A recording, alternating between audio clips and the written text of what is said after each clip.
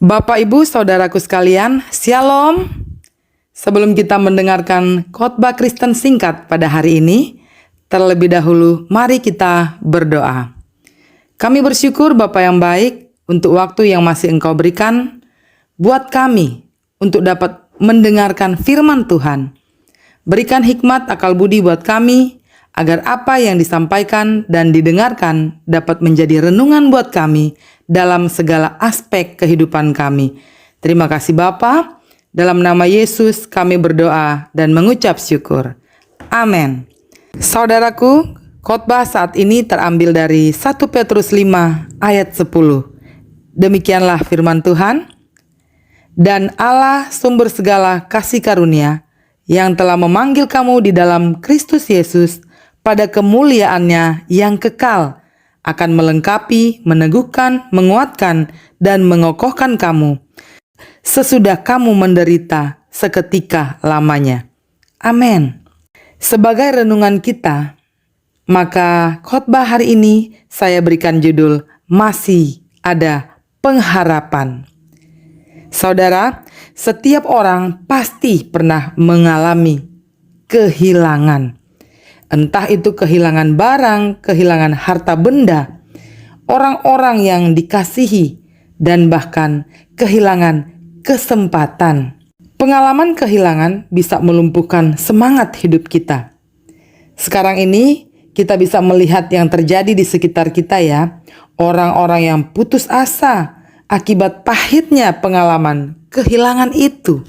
Bapak Ibu, ada begitu banyak dampak yang tidak baik akibat dari seorang yang kehilangan sesuatu.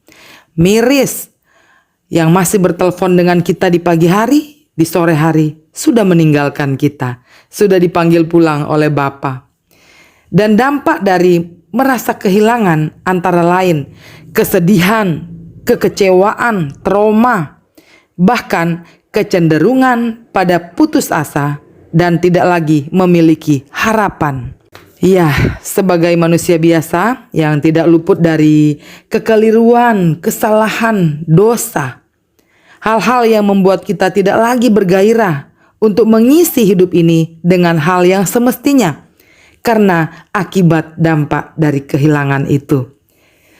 Saudara, Alkitab mencatat bahwa Allah pun pernah mengalami kehilangan.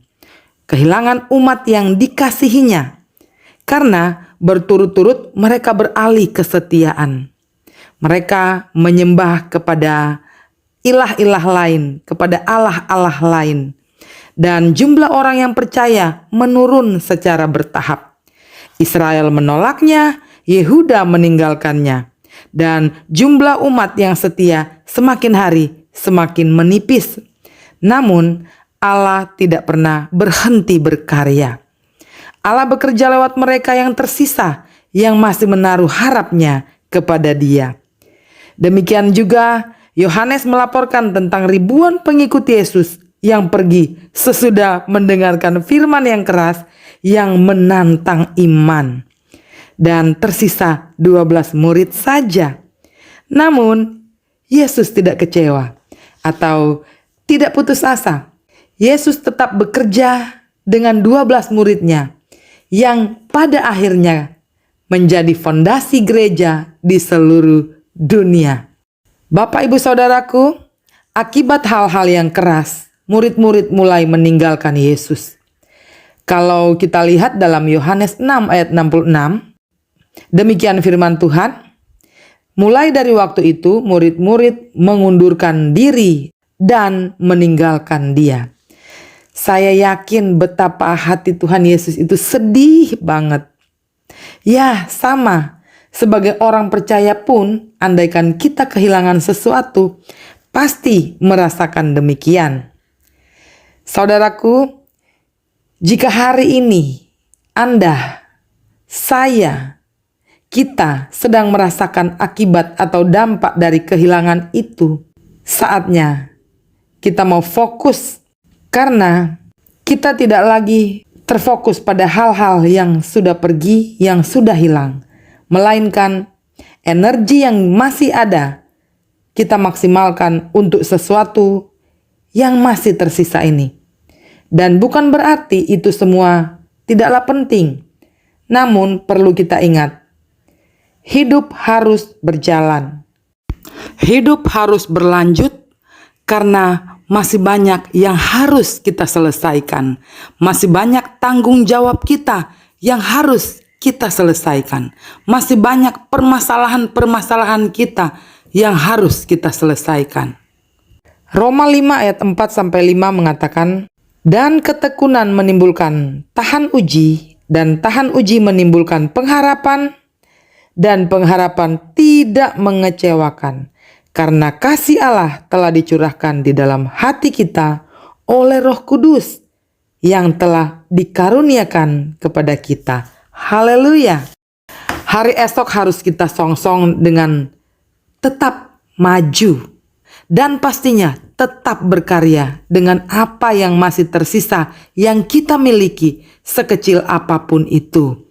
Berbicara tentang waktukah, kesempatankah, keluargakah, temankah, sedikit harta benda kita kah, uangkah, apa saja yang masih ada milik kita harus tetap hargai, kita harus tetap syukuri. Dan yang menjadi kepastian mutlak yang kita miliki saat ini adalah pengharapan. Pengharapan saya, pengharapan saudara, pengharapan kita. Dan pengharapan itu hanya Yesus saja. Hidup di dunia adalah kesempatan untuk mengumpulkan bekal bagi kehidupan kekal nanti. Dan hanya kebenaran firman Tuhanlah yang selalu menguatkan kita, yang selalu memampukan kita untuk dapat terus melangkah dengan pasti, dengan penuh keyakinan. Karena sebagai orang percaya, pertolongan kita, penghiburan kita, pembelaan kita, perlindungan kita, dan keberkatan kita hanyalah Yesus sendiri. Amin. Mari kita berdoa. Terima kasih Bapa. Kiranya kebenaran firman Tuhan yang Engkau berkati ini meneguhkan kami untuk lebih dan lebih lagi terus berpengharapan kepada Engkau saja. Amin. Bapak Ibu Saudaraku, apabila Bapak Ibu terberkati dengan firman Tuhan melalui channel ini, bila Bapak Ibu tidak berkeberatan, tolong untuk di-subscribe channel ini, di-like, dan tolong diberikan komentar-komentar yang membangun. Dan mungkin ada teman-teman lain yang membutuhkan, bisa juga dibagikan kepada mereka, supaya kita sama-sama diberkati. Sampai bertemu di video berikutnya, tetap semangat, tetap mengandalkan Tuhan, tetap berpengharapan, dan Tuhan Yesus memberkati. Shalom.